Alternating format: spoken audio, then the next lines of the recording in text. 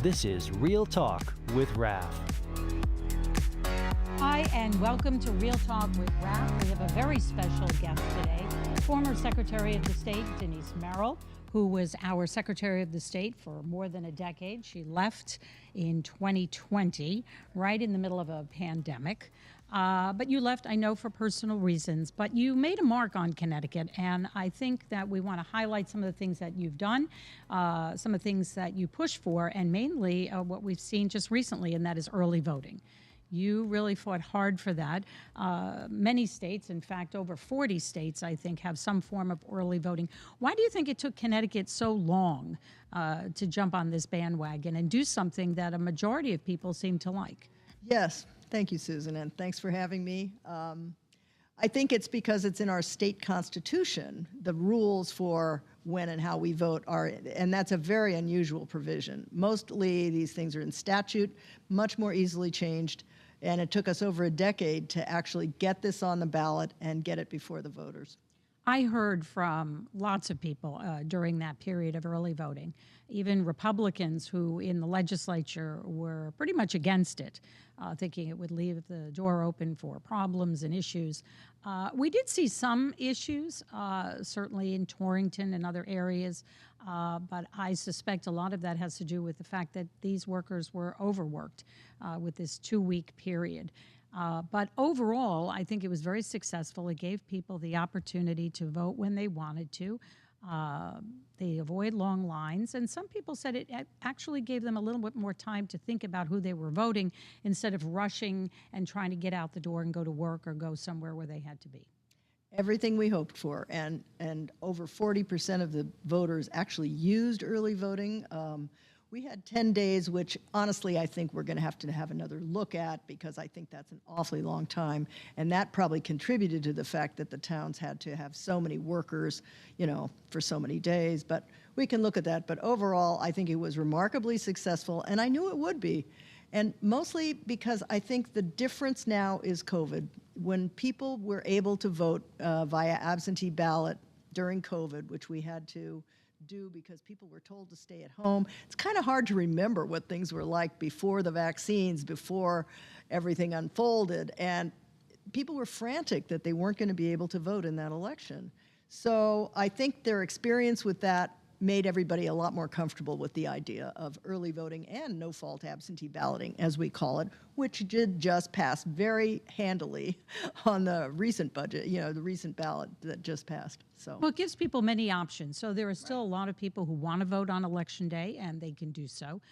There are people now who can vote when they want to. But I agree, and I think a lot of people feel that that 2-week period for early voting, a lot of the cities and towns, especially during the primary, it wasn't quite as long, but the turnout wasn't as great. And you still have to have the manpower and the people. In fact, in Torrington, they had some issues with the tabulators. One broke.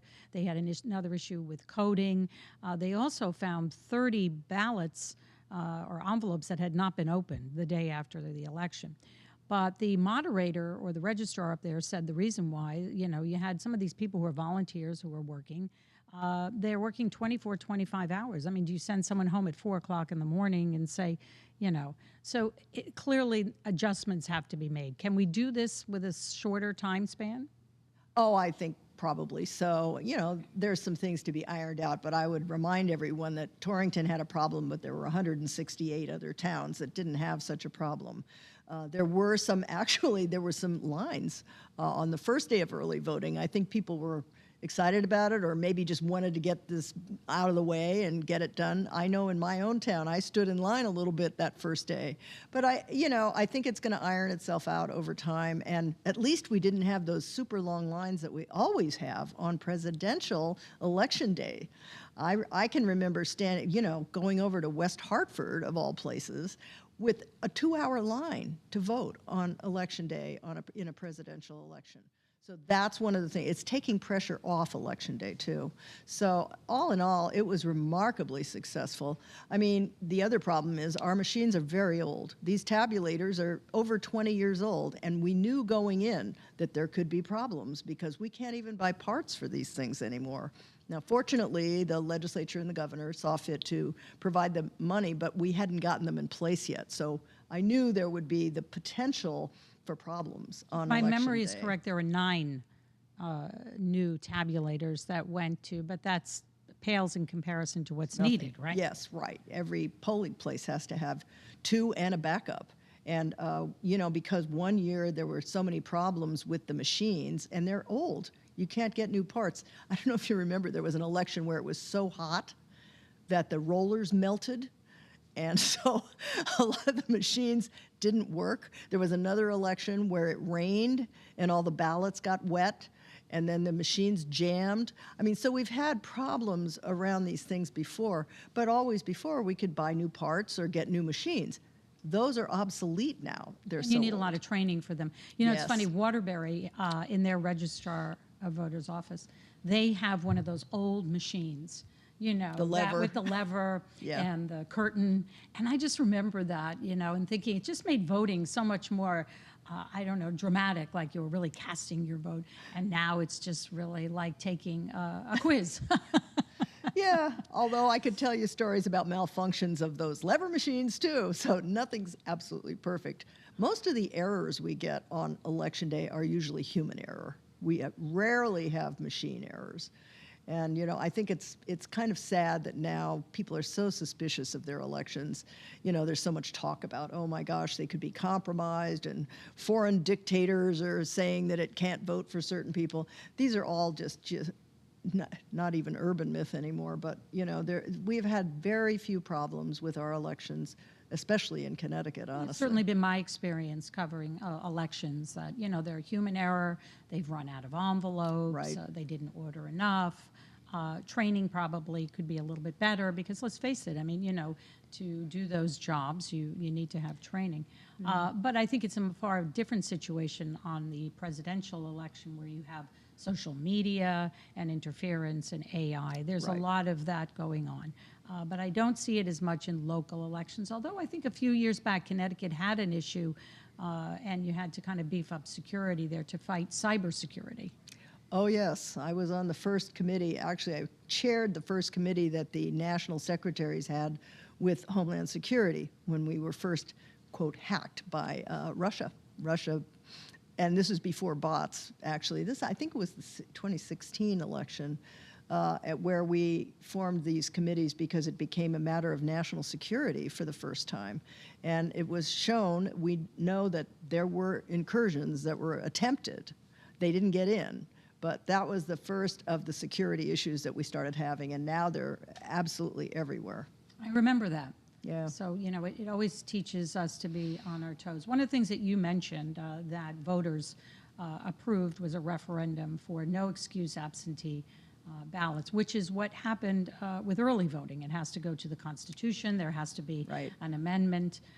We do things very historically here in Connecticut, right? Land of steady habits. Right, very traditional. And some would say, well, do you really need no excuse absentee ballots considering that now we have early voting? Is it really necessary? Yes, because it's a very different thing. What it means is, even if you're not out of town, that you can vote from your home. Because a lot of instances you aren't necessarily out of town, but you aren't able to get to the polls. That's the big difference. Where early voting, you have to appear in person. So there's still, I think voters just want options like that because you don't know what's going to happen. You don't know what's going to get in the way of your voting on Election Day. And there are a lot of different things. So I think it's good, but of course, I remind people it's still up to the legislature to actually put in place the rules about how absentee balloting will work, how it'll, what kinds of protections we have.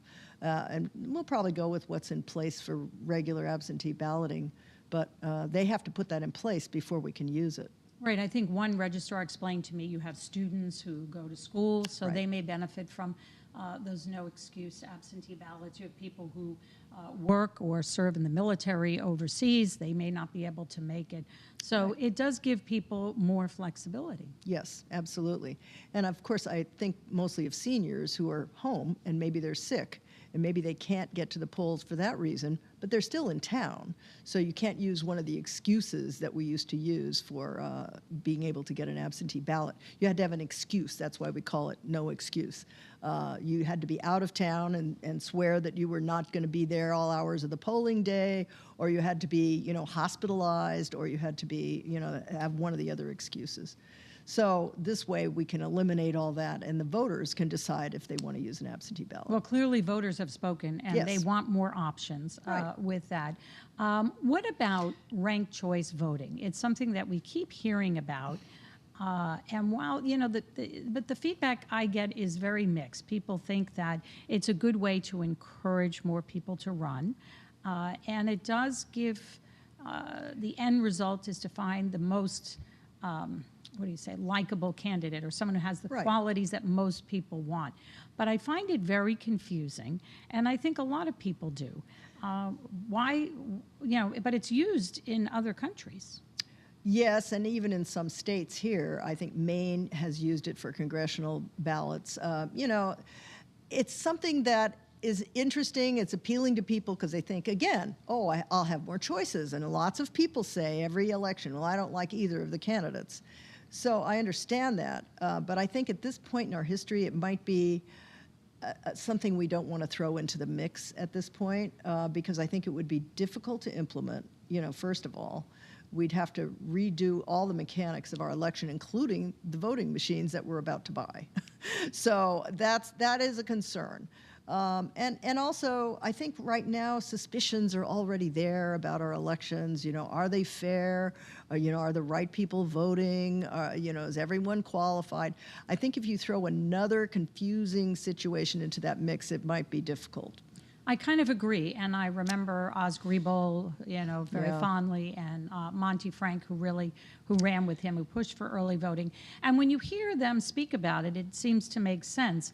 But I agree. I think there are a lot of issues right now, and to put something new in place, you could really fuel that fire of error and conspiracy and fraud. And I don't think we need that right now. No, we certainly don't. We don't. Tell me about you. Now, I know that since you've been gone, you have been very, very busy. You've been a huge advocate for women voting and a project that you hold dear, and that is America 250. So tell us some of those things, because it's all voter related, right? Yes, I'm trying to carry through with my concerns and experience about voting and elections. I believe passionately that this country needs to have everyone participating. Anyone who wants to should be there. And the America 250 is interesting. So what it is a celebration of the birthday of the country, basically, the signing of the Declaration, July 4th, 1776. So that'll be 250 years in a couple of years here. So we're planning ahead, and it's a very interesting time in our history to be doing this, because there are so many people that question America for all kinds of different reasons. And so I thought this might be a time where we could try to bring people back in, try to make everybody feel part of the American story. I don't think everyone does right now. I think a lot of young people feel disenfranchised. You and I both teach college level courses. I started doing that. And I was really disappointed because some of the students had not planned to vote, and I don't think did. And I just thought that was so kind of sad. Yes, I'm having the same experience. Yes, I'm an adjunct faculty at the University of Connecticut teaching about state and local government. And my main goal in teaching has been to inform kids about their local government. Many of us that got into politics came in through the local level, and that's where politics really does involve your life. And to get them involved in their communities at a local level is the easiest way to have a voice. So, but it has been interesting to see the level of education about our government.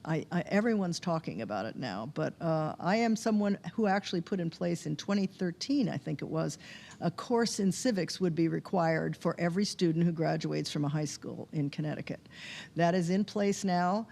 I hope it's making a difference. I think we gave high schools time to get that in place, but I think the lack of civic education is a very big concern in this country right now. I think people don't understand the basic levers of government and blame government for all kinds of things that maybe sometimes is government's fault and maybe sometimes, a lot of times, it isn't. Right. I think people tend to pay attention sometimes to the bigger picture. For example, people who live in Fairfield County, right? They watch New York news a lot. Right. But they don't vote in New York. They don't pay taxes in New York. And so what I try to explain to my friends and others is that what happens in your community and your state, those are decisions that affect you every day of your life, right? Right. And so I think that that's often overlooked. And I think that I recently had someone from the United Way come in to speak to my students about giving back to the community and getting involved and doing this. And that seemed to interest them. And, I hope that it propels them to do other things like that. But I agree. I think that a lot of people don't see that it kind of starts in your own community, in your own world. Right. Yeah, if we all did that. Yes, it would make a difference. And so that's why I took on chairmanship of the America 250 Commission, which was commissioned by the governor a couple of years ago. So what I'm doing is essentially going almost town by town, going to mayors, going to historic societies, going to libraries, whoever would like to be involved, and encouraging them to have things going on in their local communities. I see it as a real opportunity for local ideas to perk up. For example, maybe art projects about the 250 years of America, but mostly about who is American. What is it that makes you feel like you're an American? And that should be everybody. And so that's what we're trying to communicate to people, is that you too are American, everyone. And that's a hard sell right now. It's a very hard sell right now. I think we feel more divided than ever, and rhetoric to make us feel some of us are American and some of us are not. Right, in spite of the fact that almost all of us are immigrants at some level. Right. I know my own family came over from Ireland in the early 1900s and without a penny to their name, and were pretty much reviled and scorned at the time. And over time, you become part of the fabric. So I'm hoping that will come back, that we'll be able to do that. And it's also a great opportunity for tourism for Connecticut. We have a very rich history around the Revolutionary War and all the times after that. And so I'm hoping that every town will do something, and we'll have a big whoop-de-doo on July 4th, 2026, probably in Hartford. Do you think apathy is new, or is that something that's been brewing, or is this election that we have just gone through so explosive that people just want to tune out?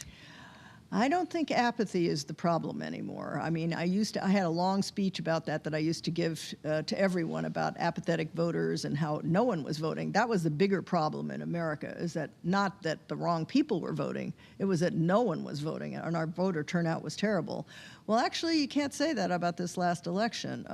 Voter turnout was there, although even at 72%, I think it was in Connecticut, of registered voters voted. I always remind people there's a big number of people out there who are eligible but are not even registered. They're still off the chart.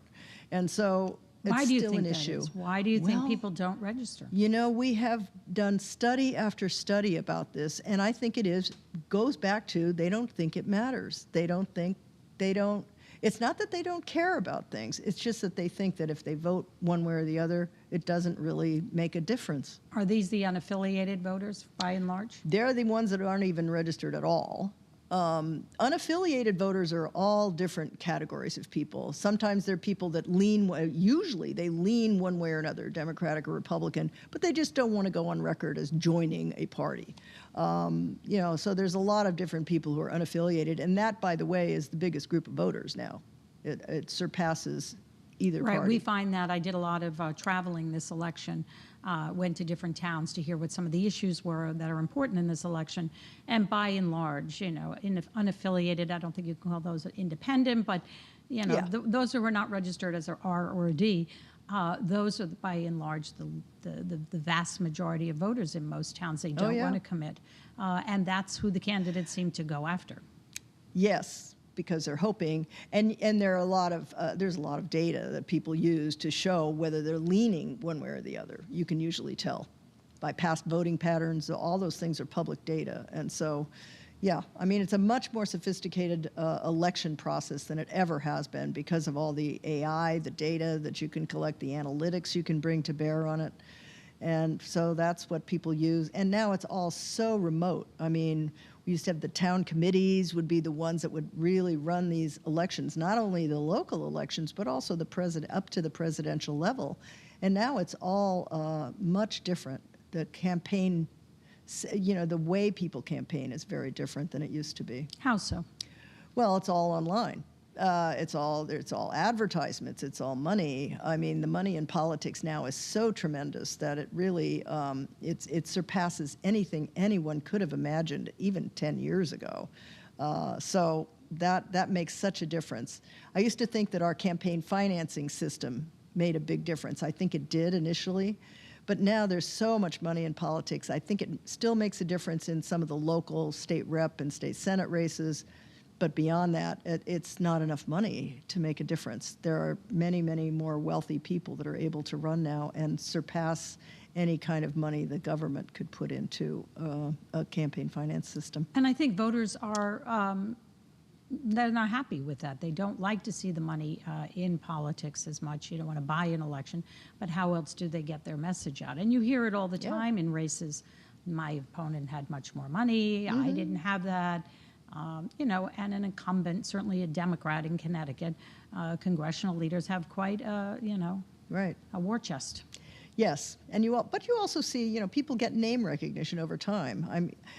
I'm always surprised to see how many people still remember me. I've been out of office now for a couple of years, and still throughout Connecticut, I was in office for almost 30 years, mostly statewide. And so I still run into people all over the state that remember me, largely because I was on TV a lot.